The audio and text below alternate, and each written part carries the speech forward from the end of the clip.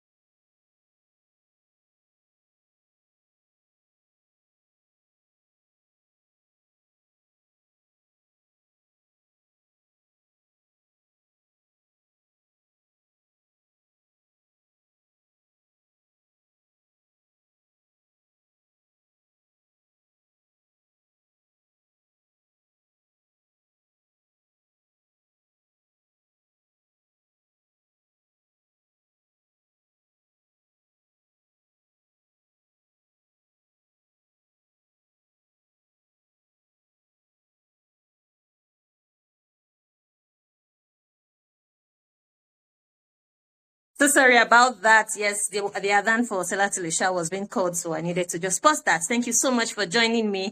Yes, as I was saying, I am the founder of Lola Loves Parenting, a parenting outfit that is designed to equip parents with the necessary skills, the tools, and the resources to raise awesome children.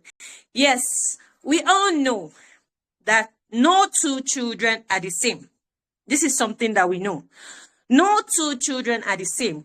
Whether they are born by the same mother and the same father, whether they are born by the same mother and a different father, whether they are born by the same mother or even born on the same day, no 2 children are ever the same, irrespective of how they look. You know, they look alike so much. They are a twin or they are triplets, whatever it is. No 2 children are the same.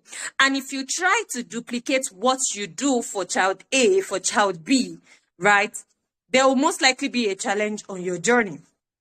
This is something we need to know. If you try to just copy everything that you did for child A, and you copy everything and you do it for child B without considering some things in child B, you are going to be making a very big mistake. You are going to find parenting challenging. You are going to struggle. That's it. And this is why today we'll be discussing 7 things that you need to be aware of about each of your child in order to parent them more effectively. Have you shared this link with someone? Have you personally invited someone today? A friend, a family member, a parent, you know, people around you, please share this link with them. Let them also come and benefit from this session. Send the flyer and the link to them. Let them come and listen to this session. Remember that they are your village. Yes, and we said that it takes a village to raise a child. They are your village, the people that are close to you, your neighbor, right? Your sister who also have children. Please share this link to them and let them also come and benefit from this session. Don't hesitate to do that, right? So 7 things to be aware of about your child to parent them better. The first one that we're going to be talking about in no particular order is your child's temperament. Your child's temperament. Before we go on, Is there anyone who can share with us what, what exactly have you known about your child or about your children? Is this particular child easygoing? Do you have a Abubakar in your house? Do you have an Umar in your house? Share with us. Do you have an Ali in your house? Share with us in the comment section. Right. If one thing you need to know about each of your child is their temperament. Every child is born with a natural temperament.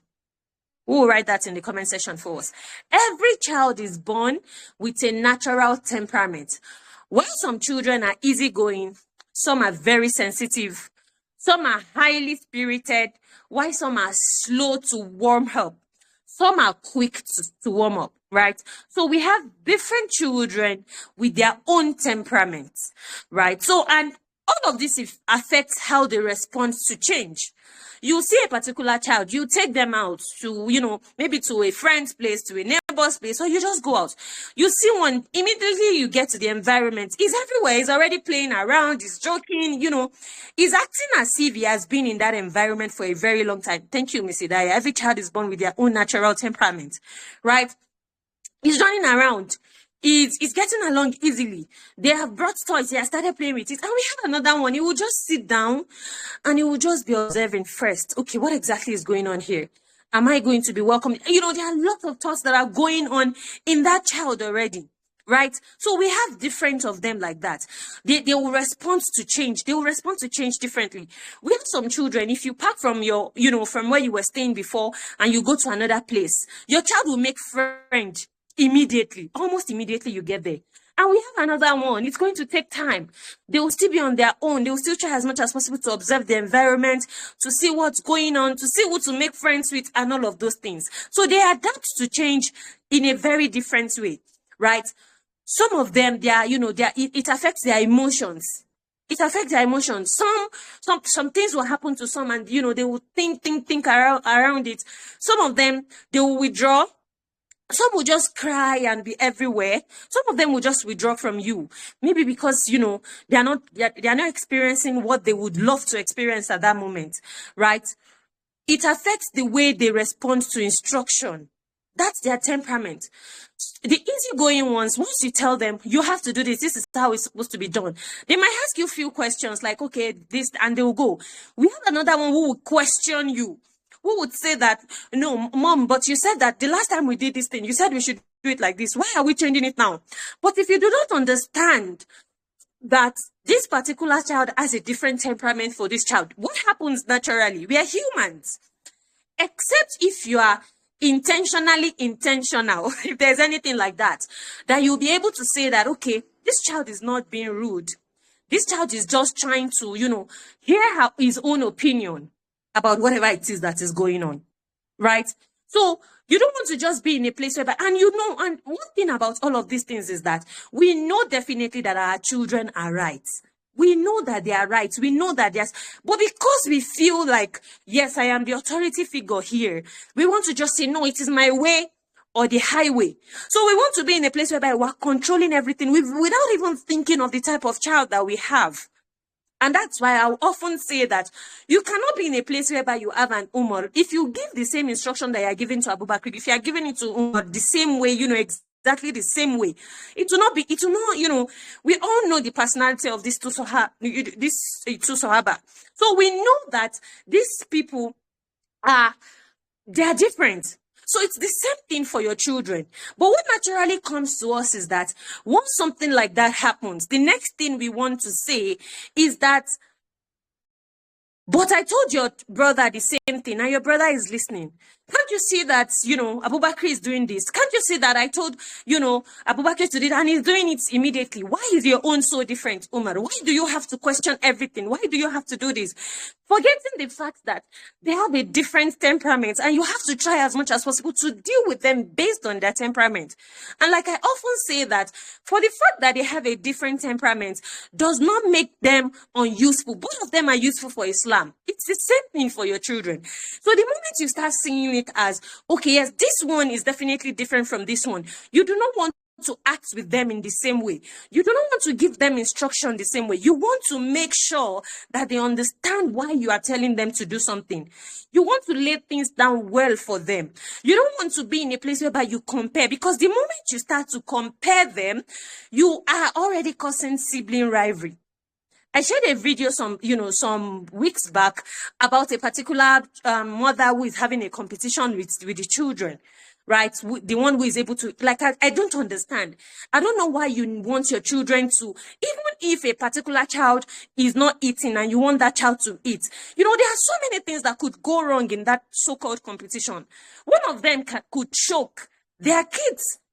So we want to think about it. When people started asking me the question, the next thing I told them is, what is the objective of this thing? What exactly is the mother trying to gain from this? Why she might have her own reasons. I do not see a reason why you need to do that. Right? So you don't want to be in a place whereby you are comparing them, knowing fully well that they are different. So understanding your child's temperament helps you to stop fighting your child's nature. You don't fight your child's nature, because this is something that is natural to them. We often say that our children were not given to us damaged. It is we that we should introspect. We are the one that have gone through a lot that has shaped us, that has shaped the way we even see the things that are natural. The things that are not even, it's not in any way torture. It is not in any way, bringing down our authority. But we tend to see it as, this child just does not want to see me as an authority figure. We are the one that have gone through so much. So when you understand your child's temperament, you don't always fight whatever it is. You don't see a child who is climbing and the next thing you want to do is you want to take him to beat, because that is how they learn. And that is why it is very important. Parenting is something that should be learned. It's not something we can just say that, okay, yes, we're just going to do it like our parent did it, because there was a lot of things that happened and we wouldn't want that to repeat itself. So we want to be in that place whereby we understand our children so we don't keep fighting them. So you can imagine if the Prophet Sallallahu Alaihi Wasallam does not understand the fact that, yes, Umar is someone who has this strong personality. They wouldn't even be able to do anything together at all. Anything at all. Because he has this very strong personality. Before Islam, after Islam, we heard about his story. So that is one thing we want to do. The Prophet was able to deal with both Abu Bakr and Umar. He was able to deal with them because he understands their personality. And that's the same thing we want to do as parents. So we don't always want to be, because there is no how children we want to show their innate ability that will not want to fight it. We'll definitely see it as being rebellion. Being in that place whereby they are rebelling our authority, or they are trying to do the things that we do not want. So when we understand it, we stop to fight them and we begin to work with it appropriately.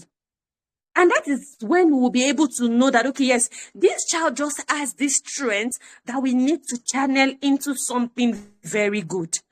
Because of course you can channel it into something very good only if you are willing to learn, only if you are willing to do the work, right? So it's important for us to know their temperaments, to know their personality.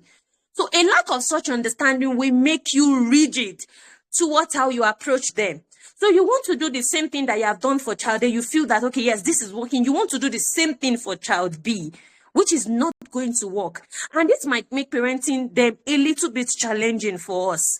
And that's why we constantly need to be in that place of knowledge. We constantly need to be in that place whereby we're trying to know our children better. We're learning about them better. And we're not using whatever it is that has been given to us, like I always say, to raise our children, right? So forcing a child who is, a high activity child to sit still all day long is not something that you will be able to achieve without fighting your child. Because this child is someone who has this high activity, is a high activity child, right? So forcing that type of child to sit still for a very long day, and a low activity child to always be on the move, running, it might make it difficult for you to deal with them. So a child who let's say we're going to get there. We're going to get to, when we start talking about learning style, a child who is an high activity child, that type of child, we want to move around. We want to do this, maybe these are the children that are more engaged in activities that has to do with, with moving, with building, with doing. And we have low level activity children whereby the only thing they want to do is, they want to be seated. They want to sit down and do whatever it is that they want to do. So if you are in that place whereby you don't understand your children, you will definitely compare them. You are going to cause rivalry among them. And that's why it's important for you to know, okay, yes, I know that this particular child of mine is a high activity. It's just like my first child. My first child is a low activity child. But however, yes, it's the first one. But the second one is not the same thing. You can't even compare them. If you meet them, you will know. People will come and tell you that Mahmoud is more, is very up. You can't compare both of them because they are both different. And I know for sure that that is both their strength. But if you're in a place where you're comparing, you look at your brother, he has finished doing this, he did that, you're just going to be killing that spirit in them. You're going to be killing that extra in them. Right? So it might often lead to comparison, which could fuel sibling rivalry among your children. So you need to understand the place of, okay, yes, this is something and that's why a lot of the time when we are supposed to sit down and study our children, we're always in the place of criticism. We're always in the place of correction because we do not understand what it means for children to be different. We do not understand what it means to have two separate children. Or even 3 separate children. You can have 4 children and their personality is not going to be the same. This is something that's and that's why we need to be in that place whereby we study them and we understand them. So we don't always see whatever it is that they do from the negative light. Rather, we see it from the positive light. The second point is their learning style. Their learning style. Every child learns differently. Going on, I really do want this session to be an interactive session. Please share with me. Just tell us that, okay, yes, this particular child of mine is this type of learner, this type of learner. I really want to read from you in the comment section. I don't want it to be like me, it's just me talking today. Please, I really wish to. Please share with us. Do you know your children's learning style? Do you know their learning style? If you do know, please share some with us in the comment section. Let's read from you also. Let's read from you. Yes, let's read from you. What exactly is your first child, your second child? What have you noticed in them when it comes to them learning? What is their learning style? Please share with us. Right? I would expect that you tell us something while I go on without wasting time. Right? It's something that we know. We've said it severally that every child learns differently. And understanding how your child learns make you to teach and discipline according to how they learn. And we have often said this, that teaching is what discipline is. Discipline is teaching.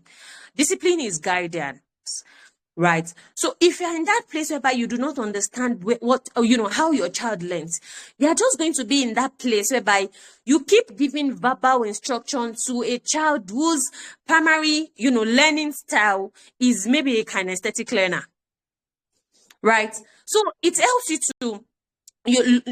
you to teach and discipline accordingly.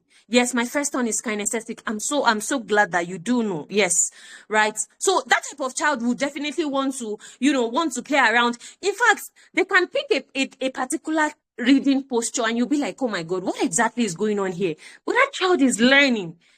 That child can, they can put their leg on the floor and put their leg on the wall like this and they are reading and they are learning. It is not every child that wants to. My son grabs more with hands-on activities. Exactly. Most especially younger children. They grab through activities. When you're in that place where you're just speaking, talking, you bore them. And the moment you start knowing all of these things, you're able to tailor whatever it is you want to give to them. You tailor it according to how they learn. Right, so it helps you to be able to teach them. It helps you to be able to discipline them according to how they learn. This is something that will help them to, you'll be able to eliminate negative comments. You'll be able to eliminate, this one is just dumb. No child is born dumb. A child might be struggling with a particular subject or something, but we also need to know that we do not have a perfect thing to give to these children according to how Allah has created them. We do not have that perfect thing. Like we would say that, okay, yes, this is exactly, and that's why it is, I heard someone who said that it is so foolish of us to say that I did everything possible, because we can't do everything possible. You see, when parents come and complain this, that, I tried all my best, I did everything. You can't do, it is foolish for us to actually acts like I did everything possible. Because if I had to sit down and start analyzing what you've done, you've not even done, so much. So if you're in that place whereby you feel like, okay, yes, I have done everything, you might not be considering something that is natural to your children that will help them be able to carry out whatever it is that you want them to do easily. And that's why we need to be the students of our children. We need to be the student of our children. We need to learn from them. We need to learn about them. We need to study them like we're studying something important, because that is the only way we can actually tailor whatever it is that we're giving to them. We will tailor it to the best way that will fit them, that they will be able to get whatever it is that we want to give to them. So if you are in that place whereby you understand that, okay, yes, this is how my child learns. As a classroom teacher, I try as much as possible to provide different learning strategies for my children, so that, because I know that we have different type of learners. We have those who, once they see it, they have grasped it. Once still need to, practice, they need to look for materials to actually say that, okay, yes, this is this, if this is like this. And a lot of the time, we as teachers cannot even know what each of our children learn. If you have a class of about 20 students, you might not know how every of them learn. And that's why the parents come in. You as the parent, you will be the one to say that this is how my child learns. And when you are in that place, you are able to advocate for your children in your home and outside of your home. So this is something that you need to be aware of with your children. So you don't be in that place whereby your child is not even motivated. He has done, he's just there and nothing is changing. He's not learning anything. So some are visual learners, while some are auditory learners. You can't compare them. The way they are going to take in information is definitely going to be different. Some are kinesthetic learners. Some are experiential learners. Some just need to explore before they will be able to get that thing. For example, you are trying to teach a child, and this cuts across everything. It is not just about, schoolwork. It cuts across every instruction, every information that you even give them inside the house. That does not even have to do with schoolwork. That does not even have to do with books. It does not have to do with books. And if we do not know all of these things, we'll keep struggling. That's just it. So you want to teach a child how to tie the lace of his or her shoes. And you're in that place whereby you're saying, put it inside the hole. Put it inside the hole. You can do that continuously. If your child is a kinesthetic learner and your child has not tried it several times, your child will not get it. And one thing about us is that because we feel we want perfection, because we want everything to be perfect, we want everything to go, we do not plan. So it is in the morning when that child is supposed to try that thing. That's when you now start being in that place where you're saying, put this in this, do this, that. And what you are supposed to have done is that you allowed that child to practice. So if you're in that place where you're just giving instruction, you're not helping that child to learn. Because that child learns by doing. That child learns by exploring. So all of these things are the things we need to put into perspective. So understanding how each of your child learns helps you to make, teaching them, assigning trust to them. And it's not just about, okay, yes, because this child learns like this, he's an audio learner, then everything that I'm going to provide for him or for her is going to be just about, them listening. No. But then when you understand your child's primary learning style, you are able to teach them using several other styles. So you use their primary learning style because the world does not revolve around your children. Your children will definitely meet teachers that are kinesthetic learners, and your child is an audio learner. Your child will meet a teacher who is a visual learner. But then when you understand your child's primary learning style, you are able to tailor them to learn using every other learning style. Because they will definitely meet different people that wants to teach them something. So would you now say that because your child is a kinesthetic learner, then your child cannot learn verbally, cannot listen, or cannot even read? No, or cannot deal with words? No. But understanding that primary learning style is just like knowing the strength of your child to help them enhance on their weaknesses.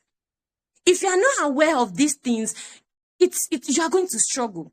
So you need to understand that, okay, yes, this is how this one learns. This is how this one is going to get information. This one will not get this information like this. And if you have very young children, you want to try as much as possible to make, many things available for them. You make sure that whatever it is that you want to teach them, you try as much as possible to bring it in kinesthetic format. You try as much as possible to, bring it in visual format, in audio format. This is what is going to make everywhere, it's going to be an inclusive environment for all of your children. If you have so many of them. Right. So understanding how each of your children learn helps you to, it helps you to teach them. It helps you to assign trust to them. It helps you to discipline them more easily because you understand how a child naturally absorbs information. But if you do not understand how they absorb information, there's going to be a problem.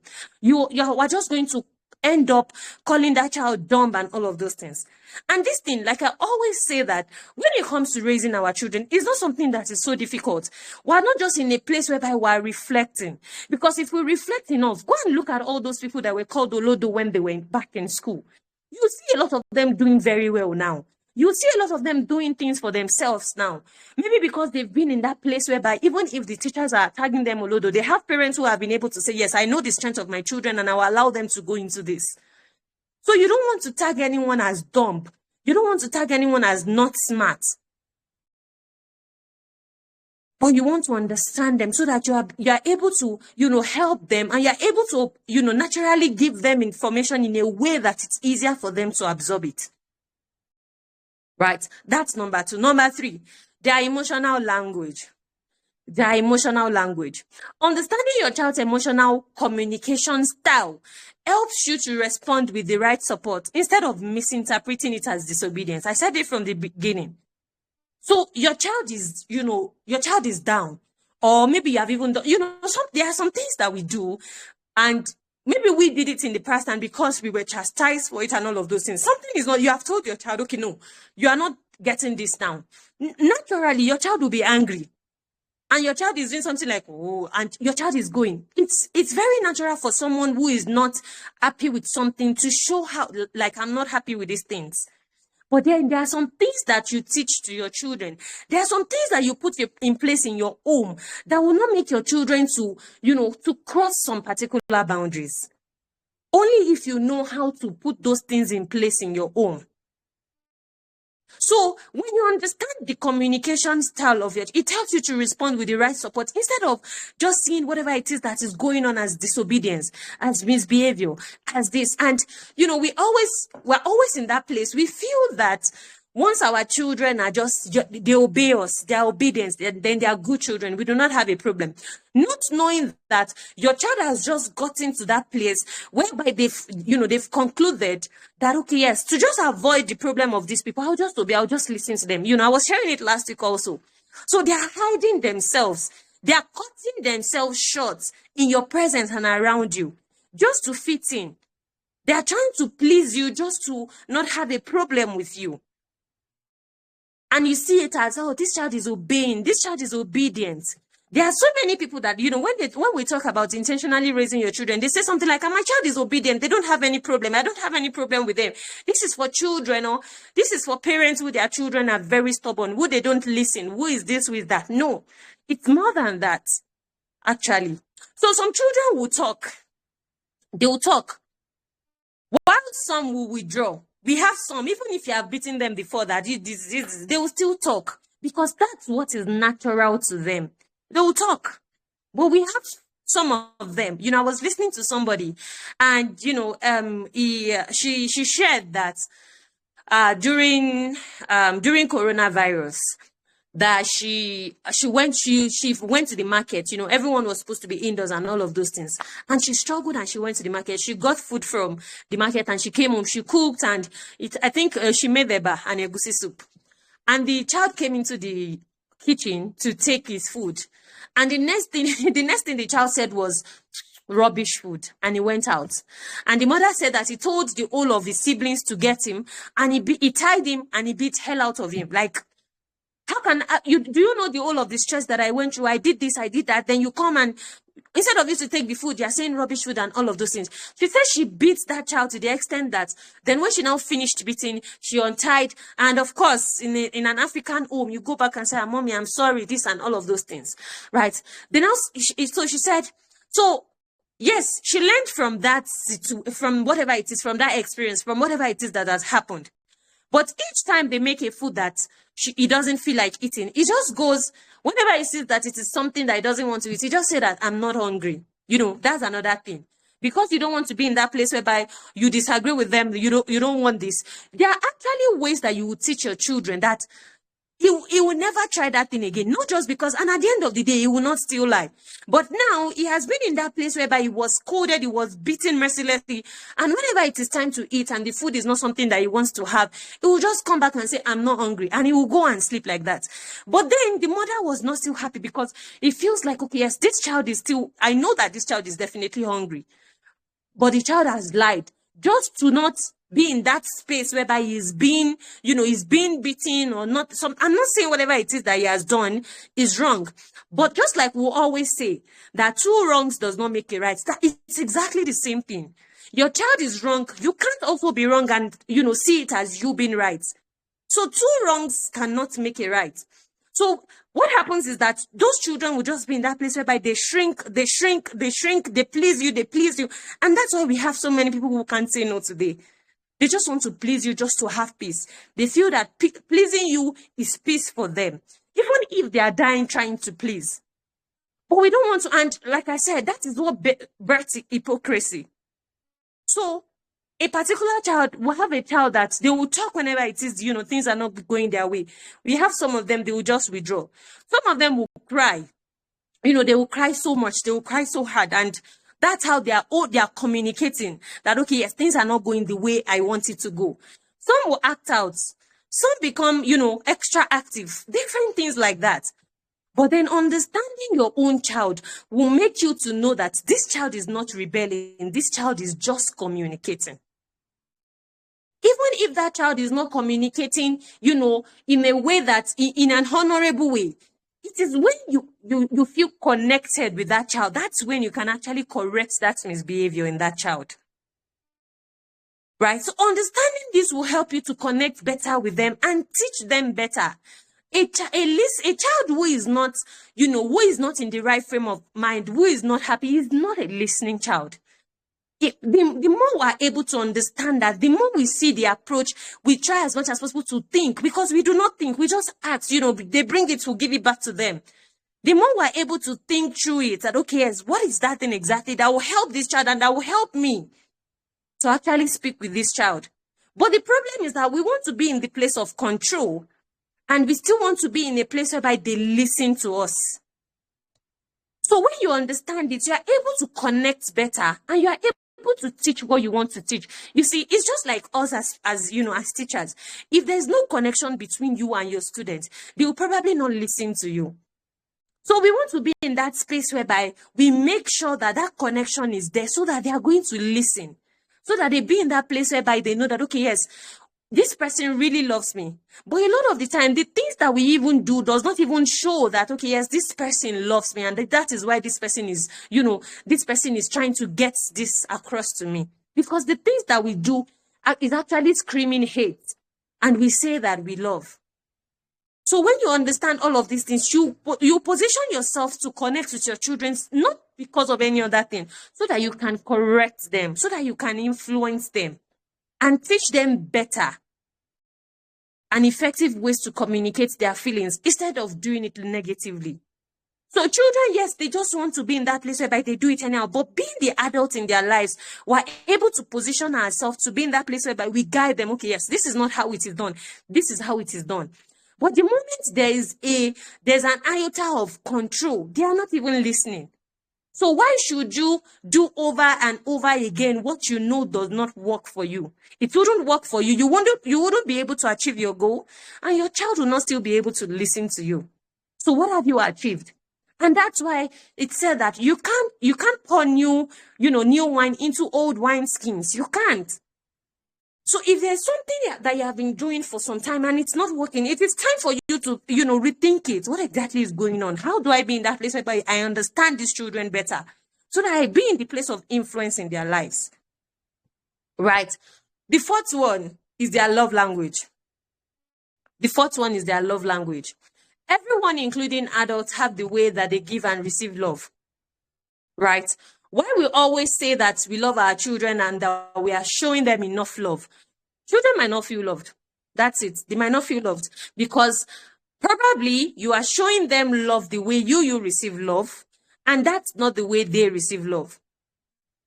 So you might feel that, okay, yes, I'm trying, I'm doing everything, I'm showing you, I'm buying gifts, I'm doing this. And that's not exactly how your child see love. That's not how your child feel loved. So you want to know exactly, what exactly is this child's love language? Because knowing their love language will help you to show them love like you should show them. I often tell people that there are certain things that you do, there are certain things that you put in place that is not because you are forcing your children. It's not because your children are trying to walk on eggshells. It's not because they want to be in that place whereby I don't want your problem. I don't want my parents.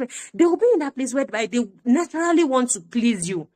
They are not naturally pleasing you because they don't want your trouble, but they are naturally pleasing you because they just that love is just there. That connection is just there. They don't want to lose you. Not because you are in that place whereby you exercise. The only thing you do is exercise authority and all of those things. So you might actually you feel that you're showing love to your children, but your children are not feeling love because you do not understand how they feel loved. So you might not be communicating their love language to them, accordingly. While some children's love language is physical touch. And that's why you will see some children, they just want to be beside you. They are just like the cat of the house. They just want to be beside you. They want to hold your hands. They want to play with you and all of those things. Well, you can imagine if a child has not experienced something like that with you, and the love language of that child is actually physical touch. And all that you do is buy gifts for that child, That child will definitely not feel loved. And that's why we have lots of people that don't even know how to show love, even to their spouses as adults. So another child's love language might be physical touch. Another child's love language is word of affirmations. The only thing you need to do is to tell them that they are amazing. Oh my God, they are this, they are that. They just want to hear those words. And they feel that, okay, yes, this person loves me so much. You want to watch out for this if you have female children, if you have daughters. So you want to understand how exactly does this child feel loved? You could ask them. You may not even ask them because they might not know. But you want to watch out for how exactly do they give love? Because people actually give love the way they want to receive love. So you want to be in that place whereby you understand it. Some children, it's gift items. Some it's word of affirmation, like I have said. Some is act of service. When you do something for them or when you help them to do something. It could be the turn of your child, to wash the plate, and you're saying something like, do you want me to help you wash the plate? Would you wash it and I'll rinse? And they feel loved even better than, buying them gifts. That's exactly how it works. But if you're not in that place whereby you understand it, you will not be able to give it the way they feel loved.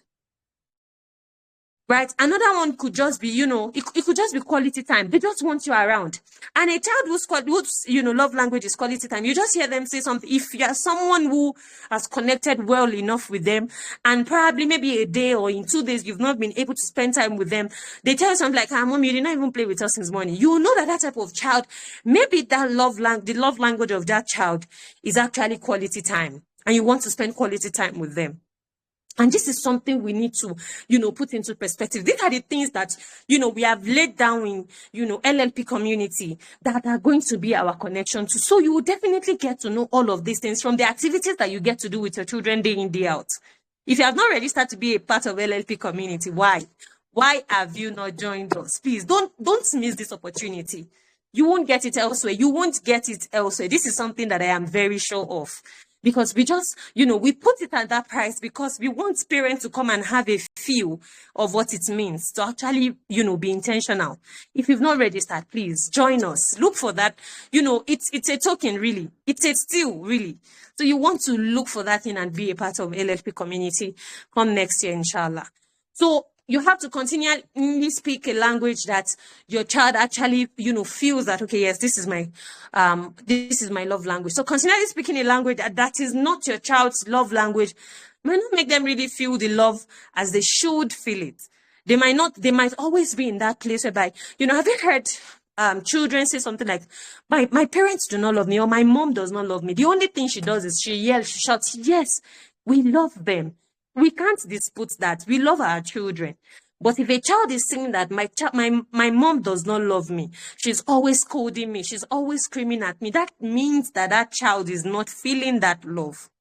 So we want to think about all of these things. So knowing your child's love language, it strengthens connection. It strengthens connection. I like to tell people, I often say, if we think about all of these things, you can imagine someone who you do not have any connection with at all. And the person just walks up to you and starts to correct you with some things that you are doing that are obviously wrong. Even if they are obviously wrong, that person has just come to you. You want to look at the person like, where are you coming from? It's true. Where are you coming from? But then if there's someone who has a level of connection with you, what happens? You tend to listen to that person. It's the same thing for our children. And for the fact that we're living under the same roof, we're eating together, we're doing these things together, does not mean that there's a tangible connection. And that's why it should be intentionally built. That connection should be there. So when you know your child's love language, it strengthens connection because you're able to connect with them in a way that is meaningful to them. It makes discipline more effective because they know it will not just be a case of, I love you. It will not just be a case of, they know that, yes, this person loves me and they want the best for me. That's what it's going to be. So you don't always want to struggle to get their attention. You will not struggle to get them to listen to you. You will not struggle to be in that place to pass your information across to them. That's what understanding their love language does. The fifth one is their pace of development. Their pace of development. Children grow at different speeds and pace. While a child develops, speech faster, some develop faster in terms of emotional maturity. Some read faster and naturally, while some may need consistent efforts to read. This is something we said it already from the beginning. You can't always compare. You can't always be in that place whereby, okay, yes, like I said, my first child read, at 4 years. At 4 years, he was reading very well. But then my second child just started reading after 5 years.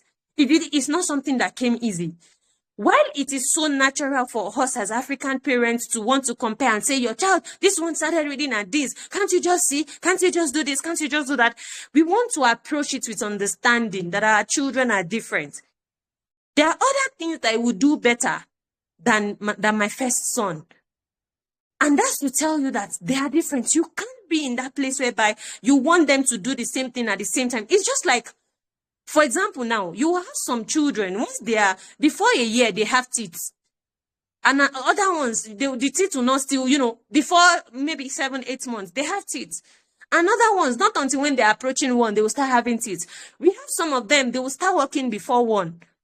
We have some of them, they will start crawling before 6 months. So it's the same thing. But because we know that those ones are, they are natural, we understand that, okay, this one, you don't have a control over it. Why then do we be in a place whereby we blame children for the things they do not have a control over?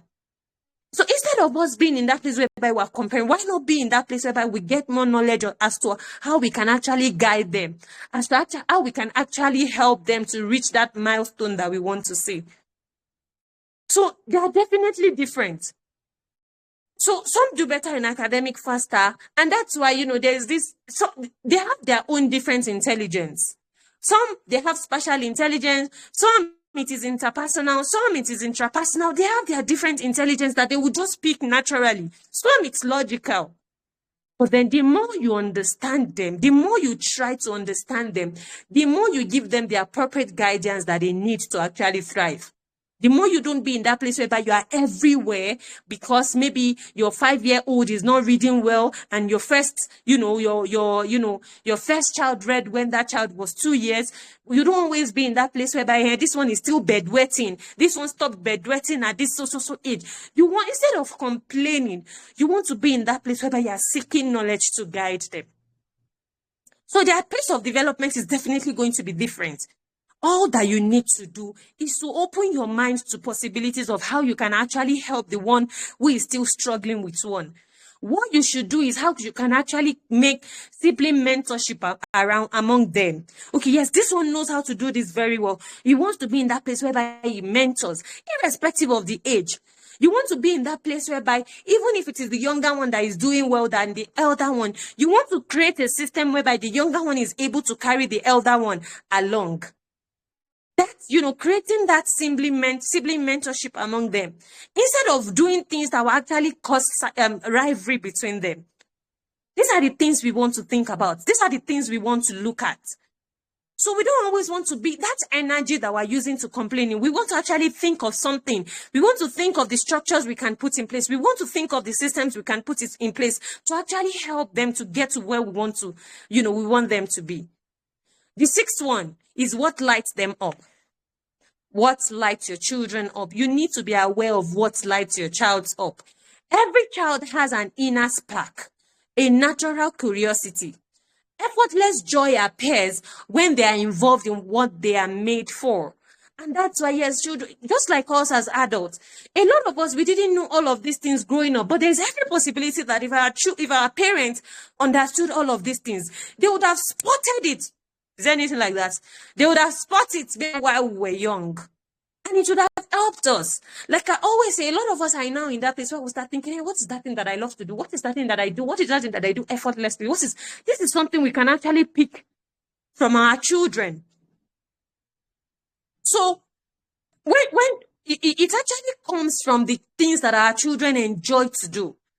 So effortless joy will definitely appear when they are involved in what they are made for. We're all made for different things. There are different ways that will impact the world. So this spark is that, is the loudest and it is the purest. You must be able to understand your child's spark and help them on it. But what is unfortunate about this thing is that it is that spark, God, that we want to kill. We want to kill that spark. We kill it with correction. We kill it with criticism. We compare, we kill it with control. Because we want everything to be perfect. And like I will always say that parenting is in the mess. When you endure the mess, there are so many things that you bring out of it. You get to know what that inner spark is. You get to know what that line, what that light, what it is. But we want to control it. We want to kill it with so many things. So you want to be in that place whereby you study your child. Just like I said before, you need to be in that place whereby you're your child's students. You want to study your child, because studying your child will actually help you to guide them better. So you want to watch your child closely to see that thing that lights them up. So don't guilt your child's extra. I like to tell people, we were used to listening to, you talk too much, you did this too much, you paint to the wall too much, you did this too much. But then we need to understand that those are our children's extra. Those are our children's extra. When you take away the extra in them, they become ordinary. So it takes that extra for our children to become extraordinary. And if they are not extraordinary, they are just going to be ordinary. And it comes in the messiest things. It comes in the senseless things to us. We see it as not sensible. We see it as illogical. But those are the things actually that we need to study. Yes, this is what this. When our children get to certain ages or get to start certain classes, we as parents should be able to say that I know that this child will not go for this particular subject. This child, if this child has a chance to pick, he will not go for this subject. So we need to be in that place whereby we understand our children. We know that thing that sparks curiosity in them. We know that thing that actually brings out, that brings out that joy in them. So in everything that you do, don't kill your children's extra. Because if you kill your children's extra, you're going to leave them with ordinary. You need to study your children. What topics make them to talk effortlessly? Your children has it. But even if you're in that place where you even resent them, you don't want them to talk, you don't want them to do anything, there's going to be a problem because you are killing whatever it is that's supposed to be extra in them. What topic makes them talk effortlessly? What activities make them lose track of time? What is that thing they can do from morning to night? If you have heard people, attend, self-awareness classes and all of those things, these are the questions that they ask you. What is the thing that you will do free of charge? What is that thing that you love to do? These are the things we can actually pick out from our children if we study them enough. If we're in that place whereby we understand them enough. So what are the things that, your children will lose track of time on? It's not just about play. Yes, your children will play, but for you who understand that as a parent, if there's something you want to see in your children, you know that it is the purpose that is hidden in that play. It is the purpose that is hidden in that play. So it's the purpose that is there. A child who derives joy in building, in leading, in organizing, in painting, in drawing. All of those things are not just for fun. They are not just for fun. They are just showing you how they are meant to impact their own world. People have a different way of impacting their own world. We have been created for different purposes. We can actually do it. And of course, it's still going to be, it's still going to be taken back to our main purpose of attaining Jannah. Yes, this is something that is possible. I often like to tell people, if we actually be in that place where whatever it is that we do in this life, we're doing it, people are benefiting from it, people are gaining from it, people are being impacted from it, it will be, and we're doing it with integrity. It will get us to where we eventually all want to be as Muslims, as believers.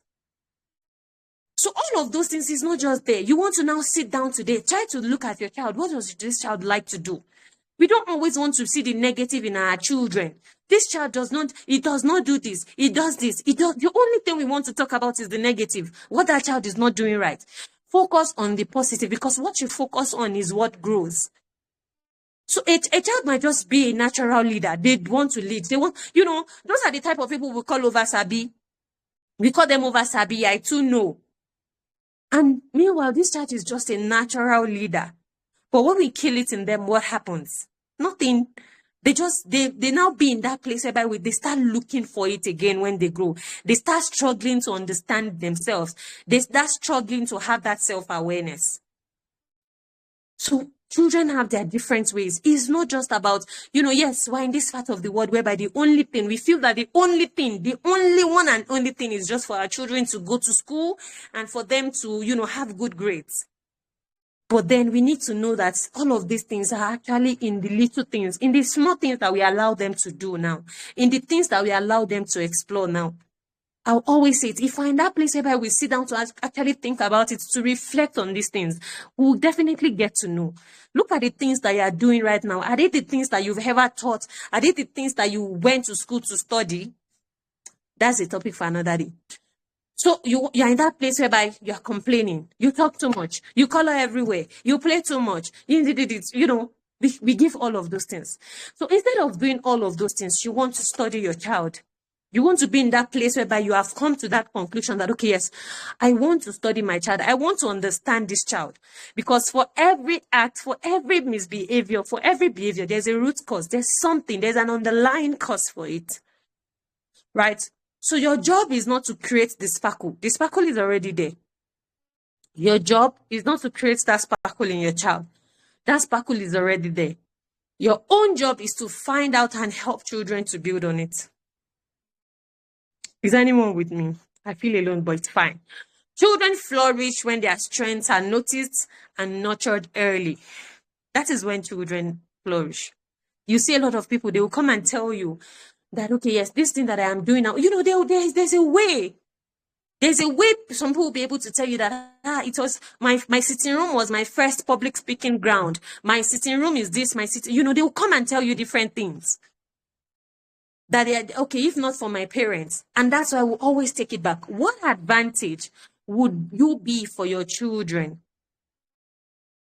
Yeah, with me, thank you. What advantage would you be for your children for raising them? What advantage would you be? because you cannot rise above what you do not know. You cannot rise above what you are ignorant of. So this is something that is very important, right? So like I was saying, children flourish when their strengths are noticed and nurtured early. It makes you to channel resources in the right place. So you're not just everywhere. Hey, mommy Abdullah is doing this thing, me too, I want to do it. This thing, Abu, this thing is doing this, me too, I want to do it for my children. You have a plan. You understand who your children are, and you are able to tailor whatever resources you have to benefit whatever it is that is their sparkle already. Right. And the last one, which is the 7 months, is that what do they do when no one is watching? You want to be aware of what your children are doing when no one is watching. This is something that is very important.